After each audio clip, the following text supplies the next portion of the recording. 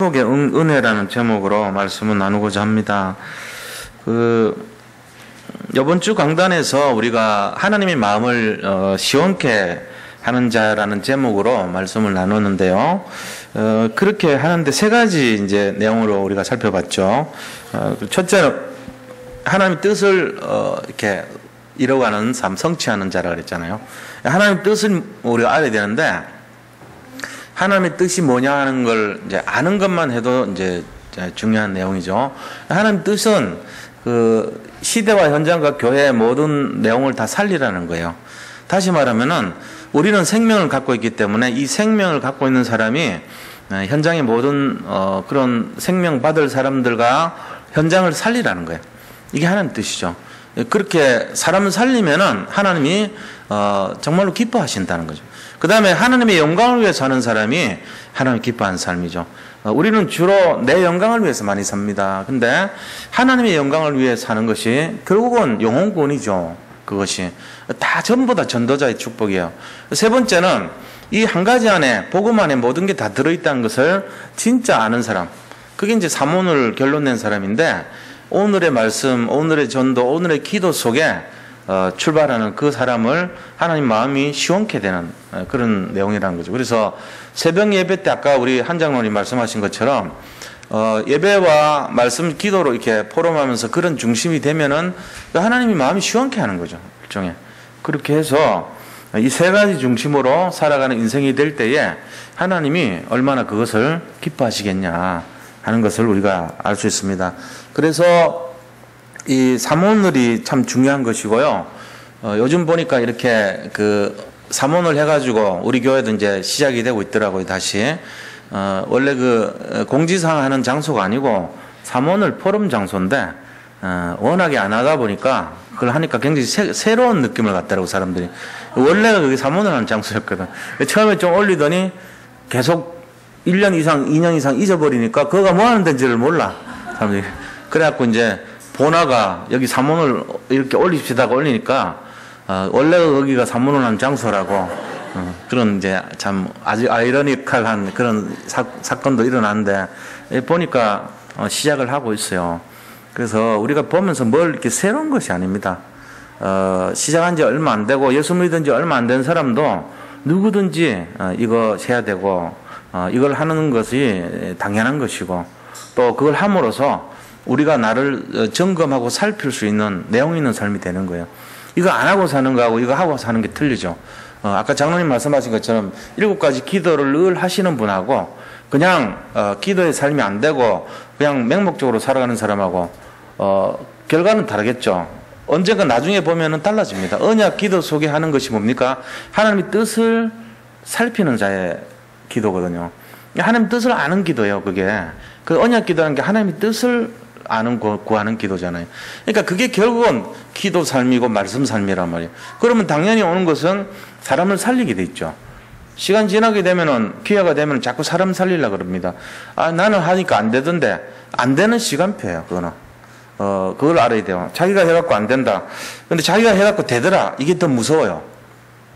그게 더 무섭다. 그러니까 왜 자기가 해서 되는 걸 깨달으면 반드시 두 가지로 옵니다. 통로가 우리 하나님이 그렇게 만들어놨는데 마귀가 우리를 공격하는 통로가 크게 보면 세 가지고 작게 보면 두 가지인데 첫째가 뭐냐면 교만이에요. 두 번째는 자존심입니다. 세 번째는 열등감입니다. 이 세 가지 가지고 계속 사람을 들었다 놨다래요. 이 세 가지에 합격하면은 그 사람 크겠어요. 근데 이 세 가지에 걸려가지고 다 실패해요. 결국은 그래요. 좀 잘 되면은 교만해집니다. 또 안 되면요 열등감에 빠집니다. 또 남들이 안 되는 걸 지적하면요 자존심 때문에 심각하게 잠을 못 잡니다. 이 주로 여기인데 이제 이 교만과 열등감의 거리는 어느 정도인지 아세요? 종이 한 장 차이에요. 종이 앞면과 뒷면이에요. 그러니까 교만한 사람은 열등감이 많다고 보면 돼요. 또 열등감이 많은 사람은 교만할 수 있어요. 이게 양면이에요. 어떻게 교만하고 열등감이 어떻게 아니에요. 교만의 뒤쪽은 열등감이고요. 열등감의 뒤쪽은요 교만이에요. 그래서 이 두 가지를 가지고 어떻게 공격하냐면은 두 가지를 사용해가지고 자존심을 건드려 버려요. 마귀가 항상 그래요. 그래가지고 누가 실적을 하거나 시험 들었다는 게 뭔지 하면 가만히 들어보면은 내 자존심을 다친 거예요. 알고 보면. 그래가지고 교회 떠나게 만듭니다. 마귀가 꼭 그렇게 하거든요. 그래서 잘못해도 자존심 건드면 시험 들고 교만해도 자존심 건드면 시험 들고 그렇게 되는 거예요. 우리가 이 마귀가 공격하는 거를 잘 살펴봐야 되는데 결국 요 세 가지 통로거든요. 근데 이제 내가 그냥 했는데 잘 됐다. 그럼 영향 없이 교만해져요. 안 됐다. 영락 없이 열등감 생깁니다. 그거를 가지고 누가 나를 알고 지적하거나 누가 말을 하면은 자존심이 다쳐버려요. 이래가지고는요, 영 세워지지 못해요. 그거를 이제 알면은 어떻게 합니까? 교만할 일이 없죠. 초월한 사람. 딱, 본론 인생은요, 내가 복음을 전했는데 안 돼도요, 교만할 일도 없고요, 낙심할 일도 없어요. 하나님이 하시는 거니까. 그러면 뭐합니까? 자존심 다칠 일도 없어요. 내가 했더니 안 되더라. 안 되면 안 되는 시간표인 거예요. 근데 나중에 어느 시간표 되니까 안 되는 줄 알았던데 되더라. 그것도 내가 한 게 아니고 하나님 하신 거니까 내 자존심 세울 필요도 없어요. 내가 너무 자존심 강하게 할 필요도 없고 약하게 할 필요도 없는 거예요. 그러니까 열등감에 빠질 일도 없고 교만할 일도 없는 거죠. 이게 이제 중요한 겁니다. 그래서 우리 자신이 내가 해가지고 안 되더라 잘 되더라 이런 기준 자체가 틀린 거예요. 우리는 그냥 전하면 돼요. 결과는 하나님께 맡기고 전하고 때를 얻든지 못 얻든지 전하라고 그랬어요.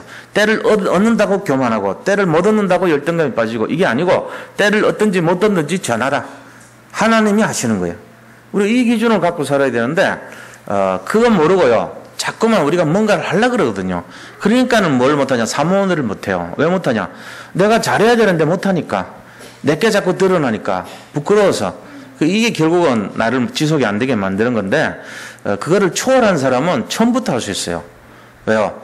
내 자체가 없어지니까. 내가 지금까지 살았던 것에서 내가 없어지는데 뭐 문제가 되겠냐 하면은 첫 방부터 할 수 있거든요. 그걸 시작하면 돼요. 그렇게 하는 거예요. 그래서 자꾸 이렇게 뭘 가리고 이런 사람 못합니다. 이거는.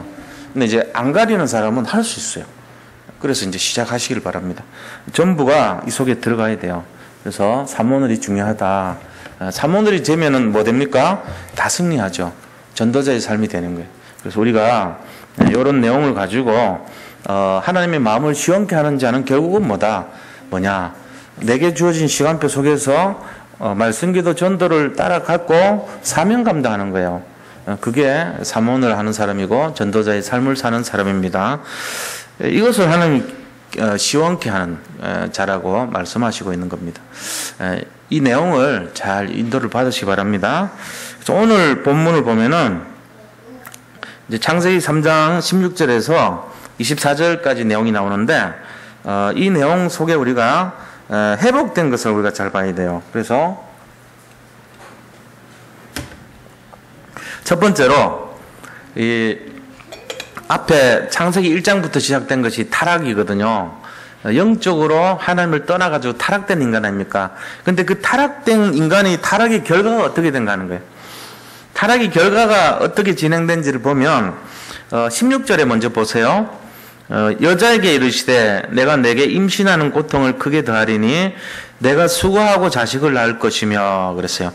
첫 번째 이제 인간에게 준 것이 임신하는 고통을 더하였다 그래요. 여자한테. 그리고는 또 하와에게 준 고통이 너는 남편을 원하고 남편은 너를 다스릴 것이니라 이랬어요. 이게 남녀 관계 차별이 시작된 거라 볼 수 있어요. 말하자면 전에는 완전 동등하게 갈빗대에서 취해가지고 위도 아니고 아래도 아닌 중간에서 남편과 동등하게 만들어진 것이 이 여자였는데 이제는요 이 남편을 막 섬겨야 되고 남편을 이렇게 원하고 다스릴 것이고 이런 막 차별적인 어떤 그런 상황이 이때부터 시작된 거란 거죠. 이것이 하나님이 인간에게 준 이제 고통의 내용인데 하나님이 인간에게 준 고통의 내용은 좀 그래도 굉장히 이렇게 어떤 면에서는 인간을 보살펴 준 내용이에요. 그게 왜 그런가 하니까 15절 보세요. 14절 보세요. 14절 보면은 여호와 하나님이 뱀에게 이르시되 내가 이렇게 하였으니 내가 모든 가축과 들의 모든 짐승보다 더욱 저주를 받아 배로 다니고 살아있을 동안 흙을 먹을지니라 이래 돼 있죠. 근데 여기를 우리 잘 보면은 이게 이제 뱀한테 저주를 준 부분이거든요.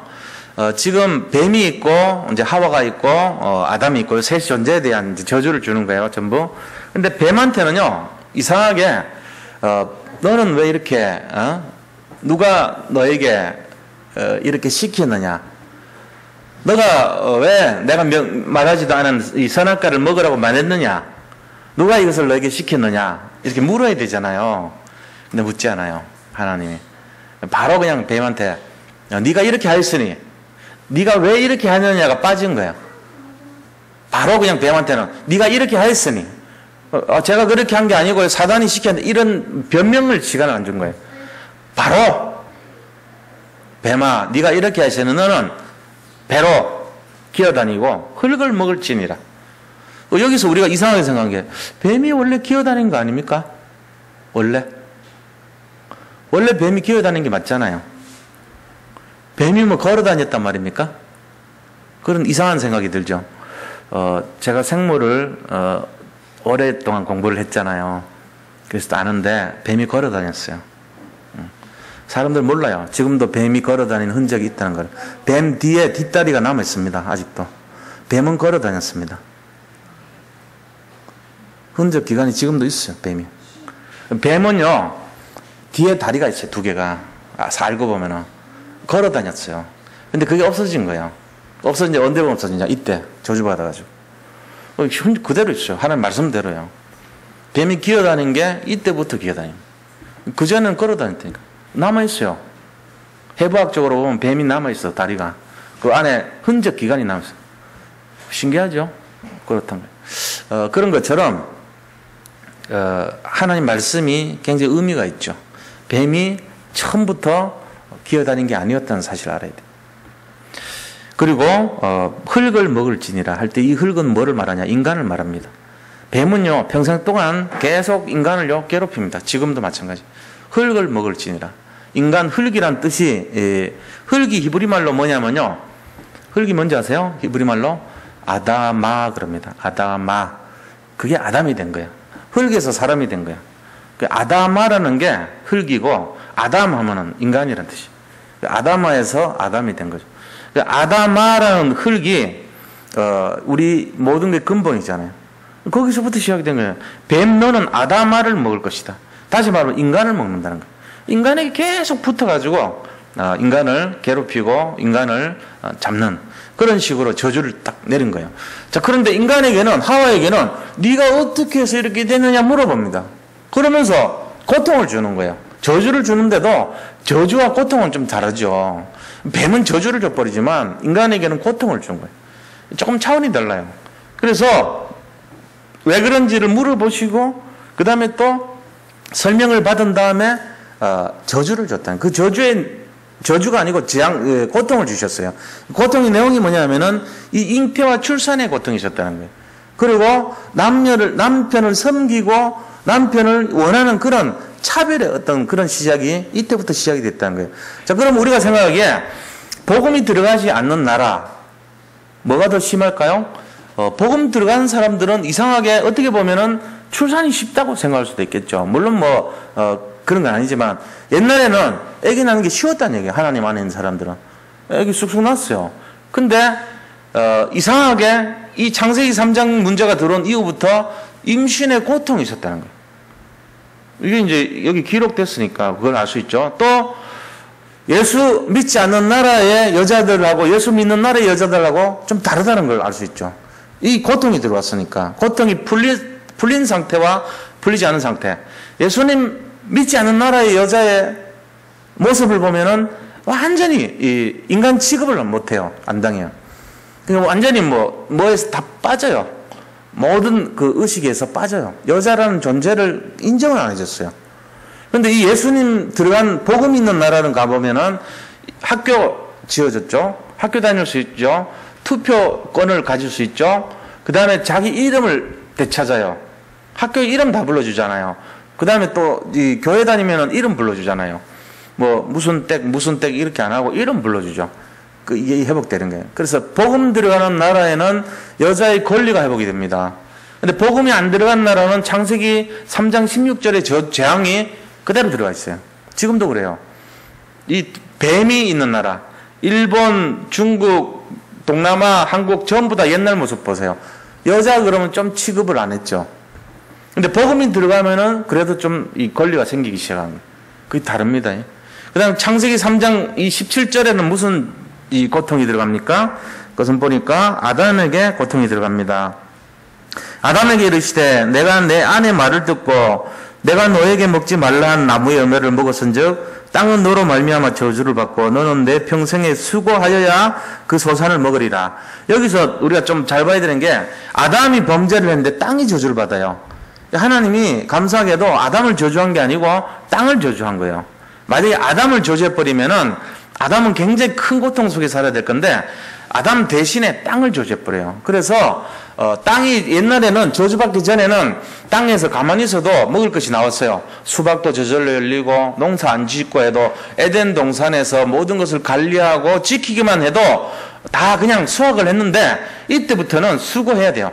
뭘 하나 먹으려면은 농사를 지어가지고 땅을 파갖고 씨를 뿌려야 먹을 수 있는 것이 이때부터 시작된 거예요. 수고해야. 그러면 이 말은 뭡니까? 예수님 믿는 나라는 좀 수월하게 사는데 예수님 안 믿는 나라는 너무너무 힘들게 산다. 이렇게도 볼 수 있죠. 보세요. 예를 들면 예수 안 믿는 나라, 대표적인 나라, 인도, 뭐 파키스탄, 방글라데시 이런 나라들 쭉 보세요. 예수님 안 믿는 나라. 그 나라 사는 사람들 모습 보면 너무 열심히 삽니다. 아침부터 저녁까지 채석장에서 막 돌을 깨고요. 하루 종일 일하는데 하루 버는 게 3,000원 벌어요. 한 달이면 이제 한 9만 원 버는 거죠. 그것도 많이 버는 사람이야. 그 나라에서. 보통 한 6만 원에서 이렇게 왔다 갔다 하는 벌이를 벌어요. 그래서 그렇게 벌어가지고 애들은 또 많이 나. 한 10식구가 먹고 살려면 어떻게 해야 되죠? 진짜 이게 막 입에 풀만 칠하고 사는 거예요. 너무너무 고통스럽게. 이게 이제 땅이 저주를 받아가지고 고통받는 모습이잖아요. 근데 미국 같은 데는요, 맨날 골프 치러 놀러 다니는데 통장으로 계속 돈이 막 들어와요. 자기는 일도 안 해요. 그런데 예수님 잘 믿어요. 재앙이 풀린 거예요. 그리고 자기는 공장 만들어 놓고 거기 사업장 만들어 놓고 사장님 세우고 다 해가지고 시스템 만들었는데 보니까 돈은 자기 통장으로 다 들어와요.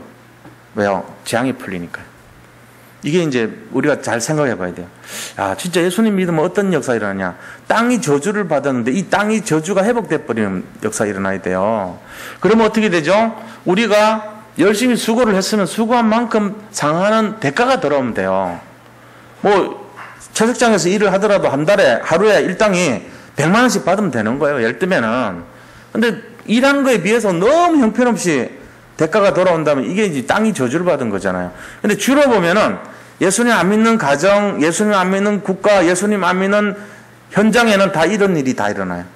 근데 예수님 들어가는 데는 반드시 회복되는 게 땅이 저주가 풀려버려요. 그래가지고 가만히 있어도 먹을 것이 나와요. 진짜 가만히 있어도 수고하지 않아도 수일업해도 되고 채취해도 되고 이런 식으로 그냥 가만히 있는데 준비되는 걸 거둬들이는 인생이 되는 거예요. 그렇게 돼야 되잖아요. 이게 지금 우리가 고통 중에 경제 고통은 어디서 오는가 잘 봐야 돼요. 이게 지금 이 문제거든요. 남자가 왜 고통하기 시작했나? 왜 경제 수고를 갖기 시작했냐? 창세기 3장에서부터 시작된 거예요. 이거에 집중하고 그리스도로 답을 내버리면 저주 재앙이 떠나간다는 거죠. 그러면은 경제가 회복되게 돼 있는 거예요.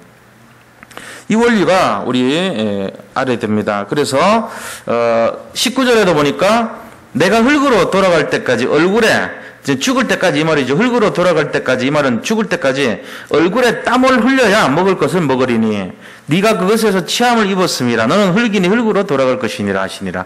다시 말하면은 이 저주 재앙의 마지막이 어디냐면은 평생 동안 땀을 흘려야 소산을 먹는 것이 남자에게 온 재앙이라는 것입니다. 왜요?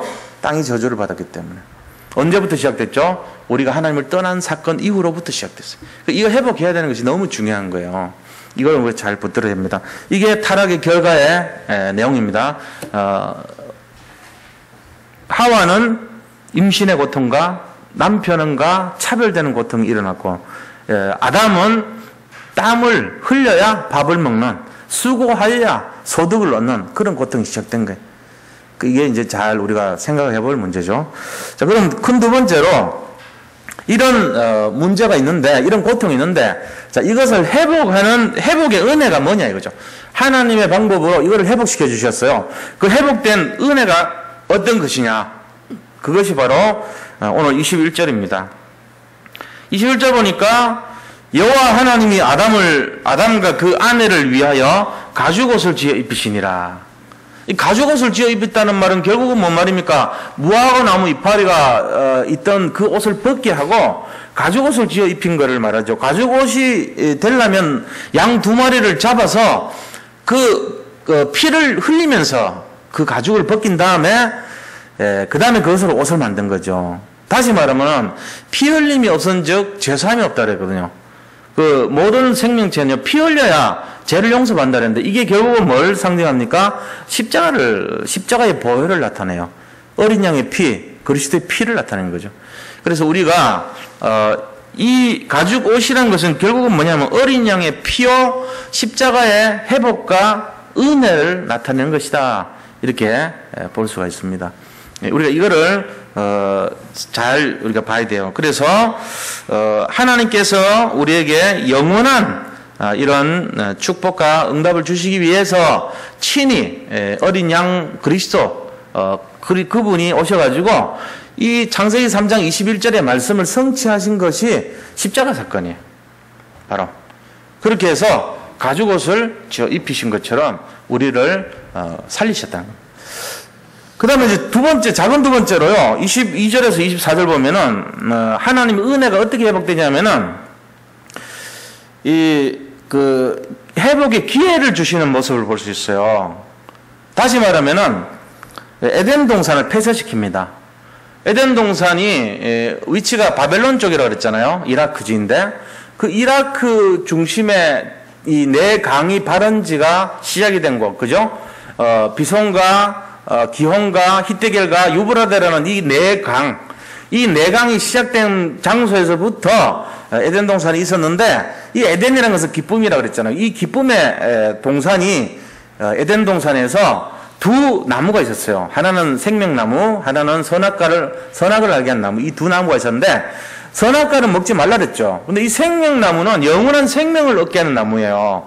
그러니까 에덴 동산을 왜 폐쇄시켰냐면은 이들이 죄를 지은 상태잖아요. 선악과를 먹은 상태이니까 죄인의 상태인데, 죄인이 된 상태로 생명나무 열매를 먹으면 어떻게 되겠어요?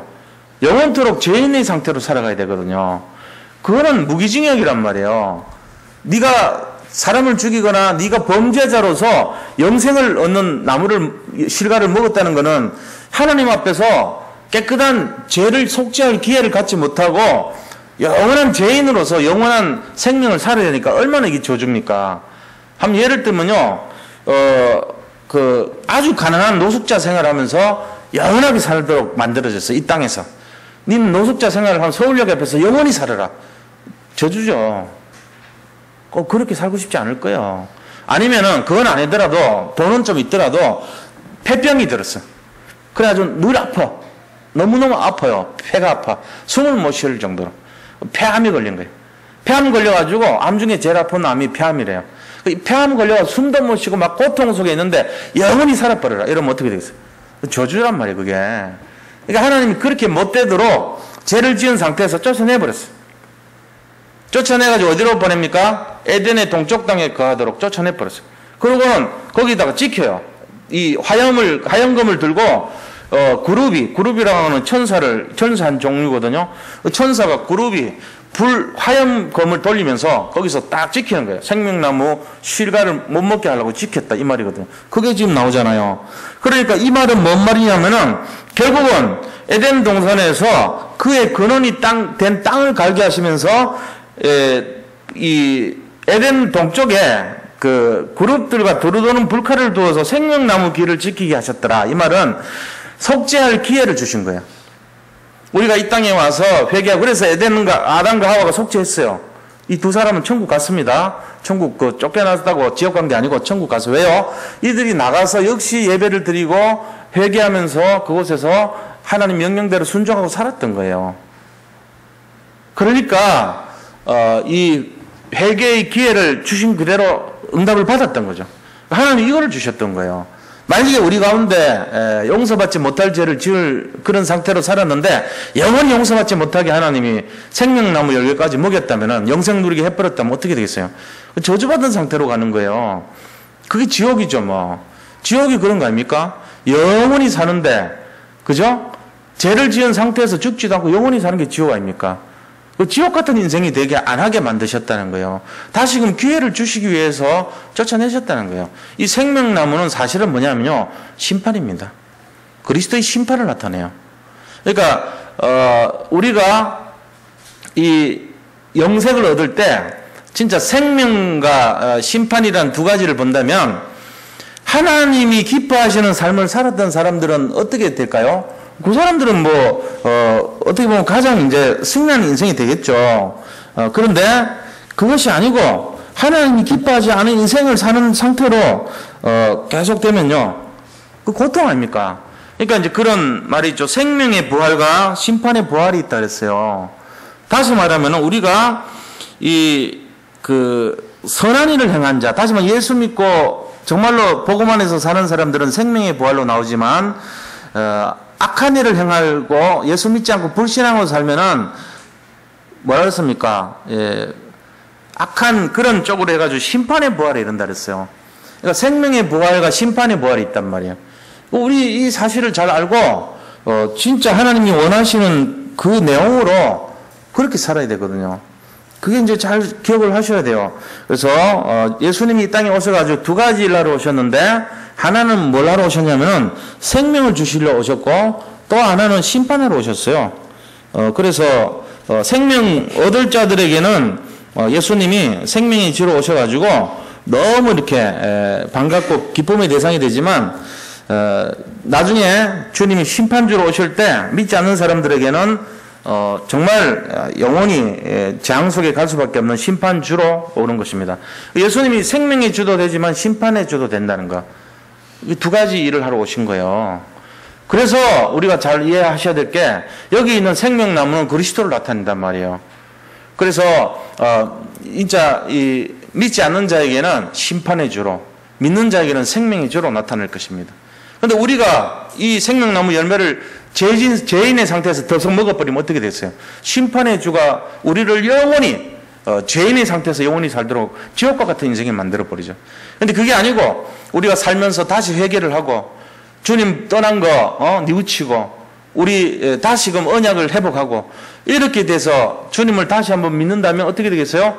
그런 생명의 부활로 나타나서 주님 안에 영원한 생명을 누리는 천국 시민이 되는 거죠. 그러니까 이제 그 길을 막아버린 거예요. 못 들어오도록. 우리가 이제 이거를 잘 봐야 됩니다. 자, 결론적으로 말씀 한번 나눠볼게요. 결론은 뭐냐면은 우리가 이 두 가지 내용을 잘 이해를 하셔야 돼요. 제임스 딘이라는 영화 배우 있잖아요.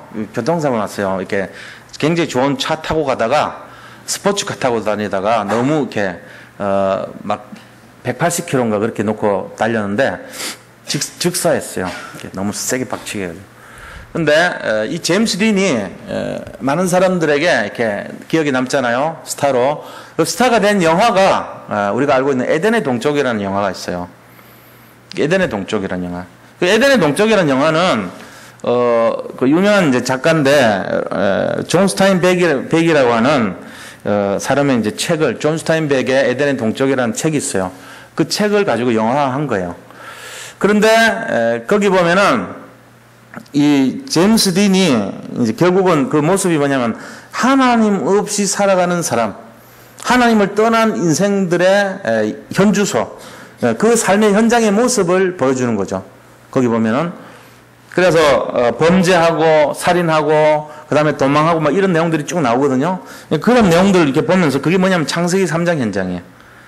그게 이제 이 복음 없는 사람들의 모습이란 말입니다. 근데 그것을 회복의 길이 뭐죠?